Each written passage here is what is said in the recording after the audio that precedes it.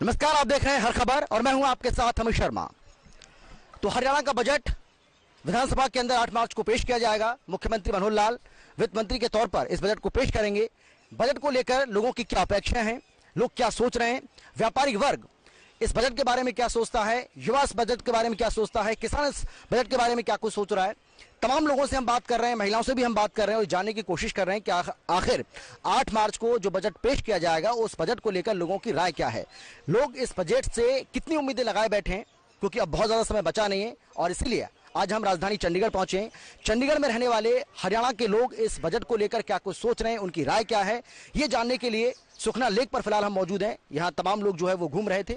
हमने इनसे बातचीत की, हमने इनसे पूछा कि भाई बताइए आप बजट को लेकर क्या राय रखते हैं। बहुत सारे ऐसे भी लोग हैं जिनकी बहुत ज़्यादा दिलचस्पी नहीं है, लेकिन कुछ लोग ऐसे भी हैं जो अपना हक जानते हैं, अपना अधिकार जानते हैं, इसीलिए उन्होंने बातचीत के लिए रुचि दिखाई है। तो ऐसे ही तमाम लोग हमारे साथ मौजूद हैं, इनसे हम बातचीत करते हैं कि बजट को लेकर इनकी क्या कुछ उम्मीदें हैं, क्या कुछ अपेक्षाएं ये यहाँ पर कर रहे हैं। सबसे पहले मैं आपसे ही जानना चाहूंगा। हाँ ठीक है सर, अपना नाम बताइए पहले आप मुझे। मेरा नाम सुरेंद्र पहलवान है। सुरेंद्र जी, मैं ये जानना चाह रहा हूँ आपसे कि हरियाणा का जो बजट पेश किया जाना है 8 मार्च को, उससे आप क्या उम्मीद कर रहे हैं? ऐसा है, हरियाणा का जो भी बजट पेश करेंगे, मनोहर लाल खट्टर जी पेश करेंगे, तो आम नागरिक की और पब्लिक की यही धारणा होती है कि उनका कुछ ना कुछ उनको रियायतें मिलेंगी और सरकार रियायत देगी भी। ऐसी बात नहीं है भाई सरकार रियायत नहीं दे रही है। कुछ ऐसी चीज़ें होती हैं जिसमें सरकार का इन्वॉल्वमेंट ज़्यादा होता है और पब्लिक का कम होता है। जो पब्लिक हित की बातें हैं वो हमारे श्रीमान मनोहर लाल खट्टर जी जरूर करने का काम करेंगे, जिसमें कि महिलाओं की रसोई के लिए या किसी भी बाजार की जो वस्तुएं जो महंगी हुई हैं उनके लिए भी कुछ ना कुछ करने का कोशिश करेगी सरकार। बिल्कुल, लगातार ये कहा जा रहा है कि महंगाई बढ़ रही है, बेरोजगारी बढ़ रही है। इसके साथ ही किसानों को लेकर भी बहुत सारी बातें कही जाती हैं कि भाई किसानों को एमएसपी नहीं मिल रही है, किसानों के लिए सरकार कुछ नहीं कर रही है। विपक्ष आरोप लगाता है, इसको लेकर आपका क्या कहना है और आपको लगता है कि सरकार जो है इस बजट में कुछ ऐसा प्रावधान करे ताकि सभी वर्गों का इसमें ध्यान रखा जाए? महंगाई बढ़ रही है तो तरक्की भी तो बढ़ रही है हरियाणा की। तरक्की हरियाणा देखो ना, अब पिछले 10 साल का हरियाणा और अब का हरियाणा भी कंपेयर करो ना। पिछले 10 साल का हरियाणा में और आज के हरियाणा में तो रात दिन का फर्क है सर। आप घूमो किसी सड़क पे चलो, चंडीगढ़ से हिसार जाओ आप, पहले हमारे को 8-8 घंटे 6-6 घंटे लगते थे, अब 3 घंटे में आ जाते हैं हिसार से चंडीगढ़। 2.5 घंटे 3 घंटे। जिस प्रदेश के अंदर महंगाई बढ़ेगी, जहाँ तरक्की होगी वहाँ महंगाई भी बढ़ेगी जरूर। और ये महंगाई, ये वो महंगाई नहीं होती भाई मेरी पर्सनली मेरे पे महंगाई होगी, एक उद्योगपति पे महंगाई होगी और वो सारों पे थोप दे भाई, ये रिक्शा वाला भी और चूल्हे वाला भी और रेडी वाला भी, छोटे फड़ी वाला भी, उनको सबको मतलब उसका असर होता है। ये सही कह रहे हैं कि आप इनकी बात से सहमत हैं जो कह रहे हैं कि क्यों सहमत हैं भाई? आप अगर महंगाई बढ़ेगी तो आम आदमी पर तो बोझ पड़ेगा ना। जो मिडिल क्लास फैमिली है उसको दिक्कत होती है, जो गरीब आदमी है, जो गरीब तबका, उसको सबसे ज्यादा दिक्कत होती है। तो सदा बाहर दिक्कत होगी, चाहे कोई हो, चाहे विपक्ष हो, चाहे सरकार कोई, गरीब को तो दिक्कत है ही है। गरीब को तो लास्ट में फांसी खानी पड़ेगी और इससे पर उसे कोई चारा है ही नहीं। हाँ, जो गरीब तो कहीं मर्जी चले, उसका काम कहीं नहीं होता, गरीब तो गरीब ही रह जाएगा बस। पूंजीपतियां कुछ बिगड़ता नहीं। ठीक है, कुछ और लोग भी हमारे साथ हैं, इनसे भी हम बातचीत करते हैं। इनकी बजट को लेकर क्या उम्मीद है ये भी हम आपसे जानना चाहेंगे। नहीं, कुछ तो बताइए बजट को लेकर आपकी क्या उम्मीद है? क्या अच्छा ठीक है, ये लोकल नहीं है, इनका ये कहना है कि ये कश्मीर से बिलोंग करते हैं इसलिए। जी महाराष्ट्र से हूँ। ओके। आप सर, आप कुछ बोलना चाहेंगे? जी, मैं बजट को लेकर आपकी राय जानना चाह रहा हूँ। हरियाणा का जो बजट पेश होना है 8 मार्च को, उसको लेकर आपकी क्या राय है? सरकार को क्या करना चाहिए, क्या उसमें प्रावधान होने चाहिए जो आपको लगता है कि हरियाणा का और ज़्यादा विकास हो सके, डेवलपमेंट हो सके, इंफ्रास्ट्रक्चर में बढ़ावा हो और इकोनॉमी जो है वो बूस्ट करे? सबसे पहले जो बजट में जो लोअर क्लास के लोग हैं उनको बेनिफिट देना चाहिए। बजट में एम्प्लॉयमेंट जनरेशन होनी चाहिए, लोगों के पास पैसा आना चाहिए। जो आम लोग हैं उनके पास पैसा जब होगा अकाउंट में तभी तो इकोनॉमी ग्रो करेगी। फॉर एग्जांपल अगर घर में 10 बंदे हैं तो जॉब क्रिएट होनी चाहिए। जो आम लोग हैं, मैं बात नहीं कर रहा हूँ कोऑपरेटिव की, मैं आम जनता की बात कर रहा हूँ। सरकार को चाहिए कि पैसा जो है आम जनता तक डायरेक्ट पहुँचना चाहिए। जब आम जनता तक पैसा पहुँच जाए तभी जो इकोनॉमी ग्रो करेगी, तभी रोजगार बढ़ेगा। सरकार को ऐसे भी चलना चाहिए, बेरोजगारी तो बढ़ रही है हर शहर में, यूक्रेन का क्राइसिस चल रहा है, ऐसे भी इन्फ्लेशन बढ़ेगी क्योंकि खाम ऑयल जो वो भी 100 के ऊपर जा रहा है। तो मैक्सिमम जो ये चाहे सरकार चाहे, एक तो एम्प्लॉयमेंट क्रिएशन होनी चाहिए, लोगों के पास पैसे आना चाहिए, कुछ ऐसा स्कीम निकालो कि युवाओं को पैसा दे दो अपने बिजनेस के लिए, सेटअप के लिए, विदाउट मिनिमम विदाउट जो उनके जो वेजेस दे दो, लाइक 4-5 लाख लोगों को दे दो बिजनेस सेटअप के लिए।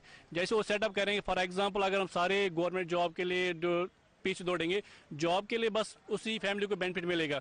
फॉर एग्जांपल अगर सरकार, मैं अपनी बात कर रहा हूँ, अगर सरकार मुझे लाइक अनाउंस करेगी हम आपको 10 लाख देंगे, 10 लाख या मैं अपना बिजनेस सेटअप करूंगा, उस बिजनेस सेटअप के अंदर मैं एटलीस्ट 10 to 15 पीपल उसको अपने अंदर इंक्लूड करूंगा, उनके साथ वो आगे आगे बिजनेस बढ़ेगा। यही बस यही, और गवर्नमेंट बस यही चाहिए, सरकार को पैसा चाहने चाहिए और ऐसी पॉलिसी बननी चाहिए जिसको आम लोगों को बेनिफिट मिलेगा instead of the corporate people. बिल्कुल, तो यहाँ पर लोगों की राय आपने सुनी, किस तरीके से लोग अपने व्यूज जो हैं वो हमारे साथ शेयर कर रहे हैं और बता रहे हैं कि किस तरीके से ये बजट पेश किया जाना चाहिए, इस बजट में क्या कुछ प्रावधान होने चाहिए। चलिए आगे बढ़ते हैं और कुछ लोगों से बात करते हैं। तो बजट को लेकर लोगों की राय हम लगातार जानना चाह रहे हैं और लगातार लोगों के पास हम जा रहे हैं। कुछ यूथ हमारे साथ हैं, कुछ युवा हमारे साथ हैं। यूथ इस बारे में क्या सोचता है, युवा इस बजट को किस तरीके से देख रहा है, उसके लिए सरकार को क्या कुछ करना चाहिए, इस बजट में क्या कुछ प्रावधान होने चाहिए, इनसे हम बात करते हैं। तमाम यूथ जो है वो हमारे साथ हैं, तमाम युवा हमारे साथ हैं। जी, आपका नाम क्या है? मेरा सुरेश गुज्जर है। सुरेश भाई, मैं आपसे जानना चाहूंगा कि ये जो बजट पेश किया जाना है 8 मार्च को, इसको लेकर आप क्या कहेंगे, आपकी क्या राय? युवाओं के लिए खासतौर पर सरकार को क्या करना चाहिए, क्या प्रावधान होने चाहिए? कि उनको तो पहले तो ये चीज़ है कि 2 साल हो गए हमने शिक्षा नहीं, मतलब ऑनलाइन क्लासेस लग रही हैं, तो ऑनलाइन आपको ये पता है कि ऑनलाइन क्लासेस अब तक कोई लगाता नहीं है। बाकी ये कि इतनी चीटिंग हो रही है क्लासों में कि ये कोई देख नहीं रहा। पहली बात ये है कि अब इतनी चीटिंग हो रही है, कल को जॉब के लिए हमें बहुत वो होएगा। दूसरी बात ये है कि अब ना तो हमें जॉब मिल रही, हम ऑनलाइन क्लासेस लगा रहे हैं तो हमें ना तो कोई जॉब मिल रही। उससे बाद पहली बात तो ये है कि हमने चाहे हमने शिक्षा प्राप्त ही कर लें तो हमें जॉब कहाँ मिलेगी वो। मतलब आप ये कह रहे हैं कि सरकार को रोजगार के अवसर बढ़ाने चाहिए, जॉब्स के बारे में खासतौर पर यूथ के। हाँ जी, क्या कहेंगे? मैं ये कहना चाहता हूँ, जैसे लॉकडाउन करके हमारे यहाँ पे 2 साल से शिक्षा पीछे हो चुकी है, इस करके हम ये कहना चाहते हैं कि युवा के लिए अच्छी शिक्षा बने और क्लासें अच्छे से लगे। अब लॉकडाउन के बाद जो क्लासें खुली है और 2 साल से गैप पड़ चुका है, बच्चों का ध्यान नहीं है पढ़ाई में, उसके बारे में भी थोड़ा सोचना चाहिए। और ऊपर से सरकारी जॉबें निकालनी चाहिए जिससे बच्चों का जल्दी सिलेक्शन हो जाए। जिनकी 2 साल पहले ग्रेजुएशन हो चुकी है वो बेरोजगार बैठे हैं अभी यहाँ पे हमारे देश में, इसलिए उनके करके। आपको लगता है कि एजुकेशन का जो बजट है उसको भी सरकार को बढ़ाना चाहिए? हाँ जी, एजुकेशन का बजट बढ़ाना चाहिए जिस करके बच्चे और युवा पीढ़ी आ रही है और तरक्की करेंगे, उससे बच्चों का अच्छा फ्यूचर बनेगा। जेडे 12th के बच्चे अभी आने वाले पेपरों के बाद, मार्च के पेपरों के बाद, उन्हें अच्छी शिक्षा मिले, कॉलेजों में अच्छी एडमिशन हो उनकी भी, और उनकी अच्छी प्रमोशन होए, अच्छी सैलरी लगे, जॉब अच्छी वैकेंसियाँ निकले गवर्नमेंट, जिससे जिनकी भी ग्रेजुएशन भी कंप्लीट हो चुकी है उन्हें भी जगह मिले। बिल्कुल, तो ये यूथ की राय है इस बजट को लेकर। यूथ क्या कुछ कह रहे हैं, युवा क्या कुछ कह रहा है, युवा की सोच क्या है इस बजट को लेकर, ये आपने जाना। थोड़ा आगे बढ़ते हैं और कुछ लोगों से बात करते हैं, उनकी भी राय जानना चाहते हैं हम। तो लोगों से हम लगातार बातचीत कर रहे हैं, बजट को लेकर उनकी राय हम जानना चाह रहे हैं। कुछ महिलाएं हमारे साथ हैं, इनसे भी हम बातचीत करते हैं, बजट को लेकर इनकी क्या कुछ अपेक्षाएं, क्या उम्मीदें कर रही हैं। मैम, आपका शुभ नाम? Neha. First of all hello everyone, मैं यही कहना चाहती हूँ कि जो हरियाणा का बजट आ रहा है वो वुमेन के मतलब वुमेन के प्रेफरेंस में आए, क्योंकि वुमेन्स को बड़ी दिक्कत आ रही है, क्योंकि मेंस वुमेन के साथ मिसबिहेव कर रही हैं और काफ़ी ज़्यादा इश्यूज चल रहे हैं। तो मैं यही प्रार्थना करती हूँ सरकार से एंड सबसे कि वुमेन के अकॉर्डिंग ही बजट आए। Thank you very much. Ma'am, महंगाई को लेकर बहुत सारी बातें की जाती हैं और ख़ासतौर पर ये कहा जाता है क्योंकि रसोई को चलाने की जिम्मेदारी, रसोई का बजट बनाने की जिम्मेदारी आप ही के ऊपर होती है, आप लोगों के ऊपर होती है। तो जो महंगाई बढ़ रही है, क्या रसोई पर उसका असर पड़ रहा है क्या? या श्योर, महंगाई बढ़ रही है तो काफ़ी ज़्यादा किचन में डिफरेंस पड़ता है, क्योंकि जो दाने हैं सारी चीज़ें ही महंगी होती जा रही है, तो उससे वुमेन को एक बजट मेंटेन करना पड़ेगा। क्योंकि मेंस, आपको पता है कि काफ़ी मेंस ड्रिंकिंग होते हैं तो वो बजट मेंटेन नहीं करते, तो एक वुमेन ही होती है जो घर चला सकती है। जी, शुक्रिया मैम। तो चलिए आगे बढ़ते हैं और कुछ लोगों से बात करते हैं। हर वक्त की आवाज़ को हम चाहते हैं कि उसकी जो आवाज़ है, उसकी जो सोच है, उसकी जो अपेक्षाएं वो सामने आनी चाहिए, और इसीलिए हम हर तरह के लोगों से बातचीत करने की कोशिश करते हैं। थोड़ा सा और आगे बढ़ते हैं और कुछ लोगों से बात करते हैं। तो बजट को लेकर लोगों की राय जानने का सिलसिला लगातार जारी है। कुछ और लोग हमारे साथ हैं, इनसे भी हम जानना चाहते हैं कि बजट को लेकर इनकी क्या कुछ उम्मीद है। सर, आपका शुभ नाम? वीके गुप्ता। जी वीके गुप्ता जी, क्या उम्मीद आप कर रहे हैं? ये जो बजट पेश होने वाला है 8 मार्च को वुमेन्स डे के मौके पर, क्या उम्मीदें हैं आपकी इससे? हमारी मेन उम्मीद तो ये है कि जो बेसिक कुछ काम की चीज़ें हैं, एजुकेशन है या दूसरी चीज़ें हैं, उनके ऊपर ज़्यादा अगर तवज्जो दी जाए। जैसे अभी यूक्रेन में भी हो रहे हैं ना, कुछ लड़के जा रहे हैं वहाँ पढ़ने के लिए, कुछ भी जा रहे हैं, जैसे मोदी जी कर भी रहे हैं कि मेडिकल कॉलेजेस खोल रहे हैं, किसी टाइप से भी that should be made transparent के लड़के बच्चे जो चाहते हैं पढ़ने के लिए उनको प्रॉपर फैसिलिटीज़ दी जाएँ, जो भी हो सके, that will be rather better. और जो एम्प्लॉइज़ के बारे में भी क्या है कि आजकल जैसे हम देख रहे हैं कि गवर्नमेंट एम्प्लॉइज़ में जनरली एक ओपिनियन आती है कि ये लोग काम नहीं करते।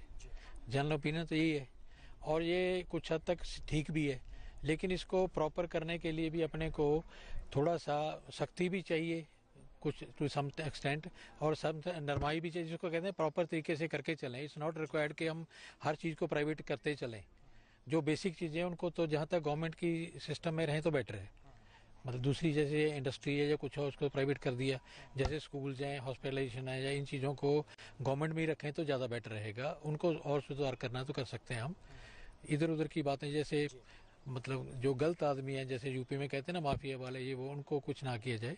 मतलब प्रॉपर सिस्टम में ही कोई आम टू बी वेरी फ्रैंक के जो कॉमन आदमी he should feel some relief कि मैं ठीक वातावरण में ठीक तरीके से मेरा काम भी हो रहा है, जिसको मान के चलते हैं ये वो। सर, मैं आपसे ये भी जानना चाहूँगा कि आप क्या काम करते हैं, इसी हिसाब से फिर मैं एक और सवाल आपसे करना चाह रहा हूँ। नहीं, मैं तो बैंक से डीजे में रिटायर हुआ था पीछे। हाँ। तो बैंकर भी लगातार हम देख रहे हैं किस तरीके से कभी हड़ताल कर रहे हैं, कभी कुछ कर रहे हैं, तो सब कुछ ठीक चल रहा है? सरकार सही कर रही है सरकारी कर्मचारियों के लिए खासतौर पर? नहीं, आप तो रिटायर्ड हो गए। ये तो जो है ना, एक्चुअली क्या है कि जैसे हम मान के चलते हैं आजकल तो हम पेंशनर हैं, जैसे पेंशनर्स के बारे में भी जैसे कहते हैं कि मिलिट्री के लिए इन्होंने वन रैंक वन पेंशन कर दिया या कुछ भी कर दिया, but that should be made the common phenomena. It's not that कि मिलिट्री का मतलब सभी का प्रॉब्लम तो सेम ही है। समटाइम्स क्या होता है कि जैसे मैं डीजी में रिटायर हुआ है, ठीक है, जो मेरे बाद वाले होंगे जो मेरे से कम रैंक के भी हैं, उनकी पेंशन हो सकता है मेरे से ज़्यादा हो, या हमारे जो पहले भी जीएम तक रिटायर हुए उनकी पेंशन जो है हमारे से बहुत कम है, जबकि हमारे से सीनियर थे। इस डिस्पैरिटी को भी टू सम एक्सटेंट मतलब कि चेंज करने की जो की जाए ना, दैट विल बी बेटर। और जो आजकल चल रहा है ना कि ये कह रहे हैं कि एनपीएस में कर लो और पेंशन खत्म करके 2004 से, वही मैं जानना चाह रहा हूँ, पुरानी पेंशन बहाली की जो बात कर रहे हैं वो उस पर दैट शुड बी देयर। मतलब अभी हम जैसे हमें उसके फेवर में, मतलब उसके फेवर में था ही, क्योंकि क्या है कि जो बाकी चीज़ है ना, ये मान के चलें कि आज की डेट में हमारी सबकी प्रॉब्लम्स हैं।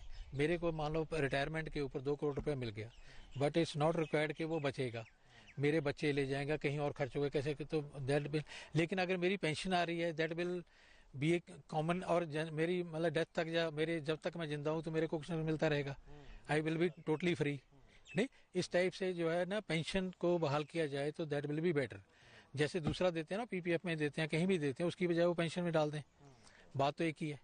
सर, आपकी क्या राय है बजट को लेकर? आप क्या कहना चाहेंगे? आप क्या उम्मीद कर रहे हैं? यही पेंशन का मसला है, वो इमीडिएटली सुलझाना चाहिए, क्योंकि हमारा इश्यू बहुत टाइम से दिया हुआ है। लेकिन ये सब अभी एसबीआई का पेंशन अलग है, आरबीआई का पेंशन अलग है, सब बैंक का एक ही करना चाहिए।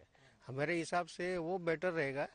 और आगे जाके अभी 35 साल 40 साल सर्विस किया है, उसको 60 साल के बाद भी अगर अच्छी सुविधा नहीं मिलती है तो प्रॉब्लम है ना। नहीं, आपको भी लगता है कि जो पुरानी पेंशन बहाली की जो मांग है वो ठीक है, वो जायज है, वो होना चाहिए है? और उनको जो नए जो एम्प्लॉइज है बैंक के, उनको भी लगेगा कि हाँ कि ये उनको इंटरेस्ट लगेगा।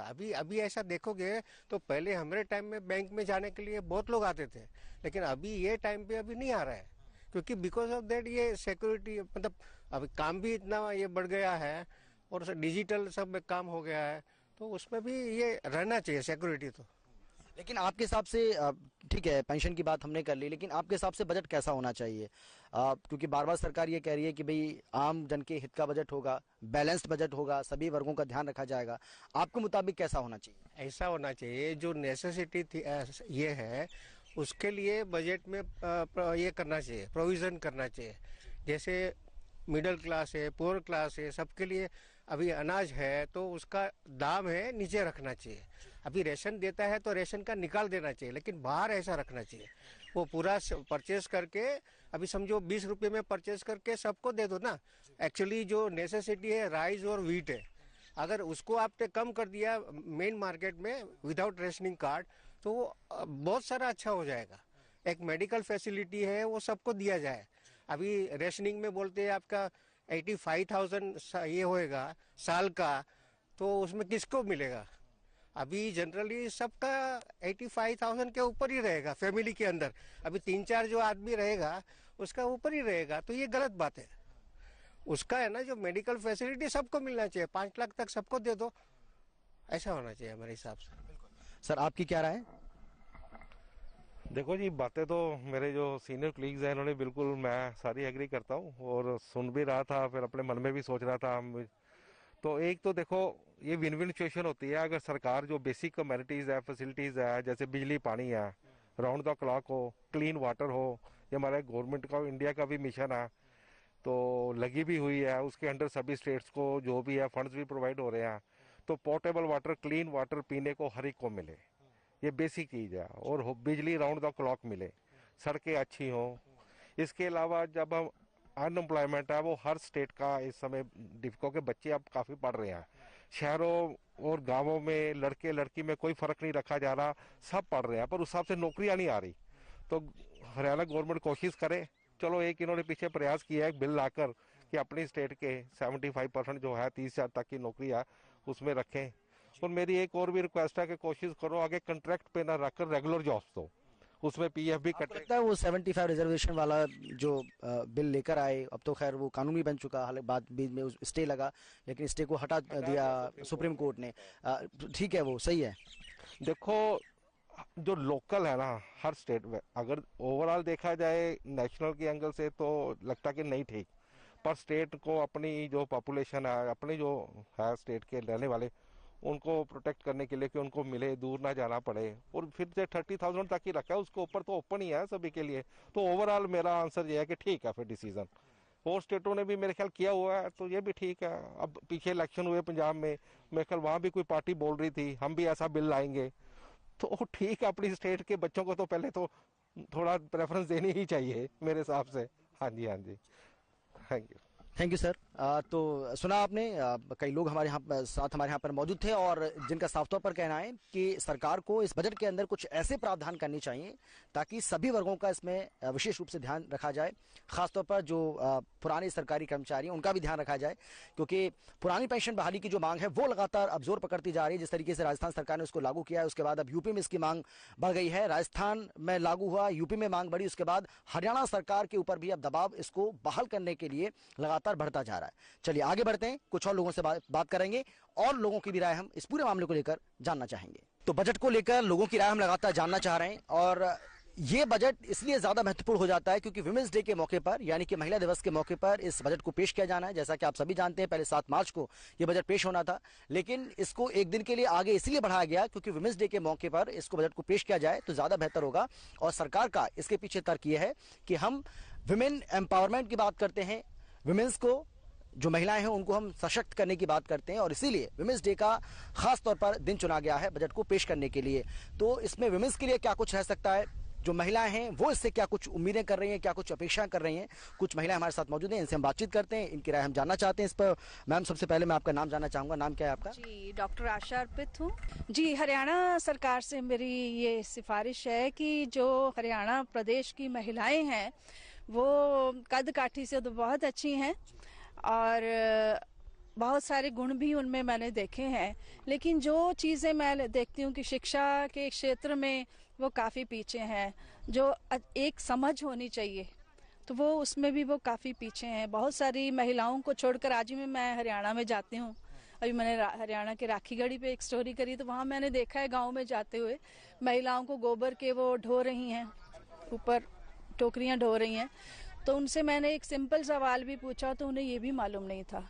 तो हम शिक्षा किस क्षेत्र में लेकर जा रहे हैं, मुझे ये समझ नहीं आ रही कि जो बेस है शिक्षा का एक आम महिला में, उसकी समझ बहुत कम है अभी भी। तो महिलाओं की शिक्षा पे, जो प्रैक्टिकल शिक्षा है, उस पर ध्यान देना जरूरी है। मैम, आपसे भी हम जानना चाहेंगे, क्या उम्मीद कर रही हैं आप इस बजट से? आपकी क्या उम्मीद है, क्या अपेक्षा? सर, यही उम्मीद कर रहे हैं कि हमारा वही है कि किचन का जो है, और बाकी जो आशा मैम बोल रहे हैं हम उनके साथ हैं सब से। क्योंकि मैम देखिए महिला हैं आप, बजट की आपको भी चिंता होगी, चिंताएं आपको भी हो रही होंगी। जिस तरीके से तेल लगातार बढ़ रहा है, रसोई गैस के दाम बढ़ रहे हैं, चावल के दाम बढ़ रहे हैं, दाल के दाम बढ़ रहे हैं, तो ये परेशान तो करता होगा ना? बिल्कुल करता है सर, क्यों नहीं करता है। मेनली तो यही है कि जैसे सिलेंडर के दाम बढ़ रहे हैं, दिन भर दिन महंगाई बढ़ रही है, हम चाहते हैं उस पर थोड़ा हमारे लिए कुछ किया जाए।